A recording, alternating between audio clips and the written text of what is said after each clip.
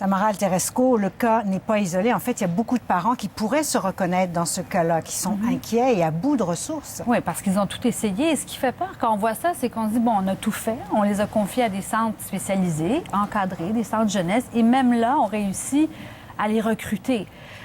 Et ça, c'est une tendance que la GRC surveille et qui l'inquiète depuis déjà des années. Regardez, le tableau fut une époque, et c'est encore le cas quand même, où c'était surtout dans les hôtels, dans les bars, dans des maisons privées ou dans la rue qu'on recrutait, mais de plus en plus, c'est à l'école et aussi dans ces foyers d'accueil, donc ces centres de jeunesse. Je parlais à une mère aujourd'hui qui a des problèmes avec sa fille, qui me disait que les enquêteurs ici à Montréal lui ont suggéré non, de ne pas aller à la DPJ et de ne pas confier sa fille parce que ça risque d'être encore pire.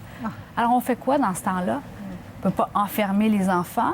On ne peut pas bloquer Internet. Il y en a partout de toute façon. Donc, c'est un problème qui est extrêmement complexe et qui, malheureusement, est beaucoup plus fréquent qu'on pense. Oui, ça ne se limite pas du tout au Québec, en fait. Ça existe ailleurs aussi. Ah, pas du tout. C'est même que je vous dirais, j'ai regardé aujourd'hui les chiffres, c'est pire en Ontario. Ce qui est intéressant au Québec, qu'on voit depuis quelques semaines déjà, c'est que les parents parlent. On les voit, comme cette dame, vont à la télévision, le font sur Facebook, publient des photos. Ça, c'est relativement nouveau et beaucoup disent aujourd'hui, bien, pour la prévention, c'est extraordinaire parce que ça permet d'alerter des parents qui n'ont aucune idée que ça se passe au coin de la rue. Et c'est vraiment le cas. Mais le problème, c'est qu'encore en 2016, on ne connaît pas l'étendue du phénomène, même que c'est extrêmement difficile encore aujourd'hui de déposer des accusations. Mais pourquoi c'est si difficile? Parce qu'il faut des preuves et sans preuves et surtout sans témoignage de victimes, on ne peut pas poursuivre. Et les filles ne parlent pas. En tout cas, c'est très difficile de les convaincre. On peut écouter Stéphanie Massicotte. Elle a, pendant des années, alors qu'elle était adolescente, été exploitée. Ben, c'est parce qu'on les dénonce pas. C'est comme si tu dirais, je vais aller dénoncer mon meilleur ami, parce que dans notre tête, à ce moment-là, c'est nos amis.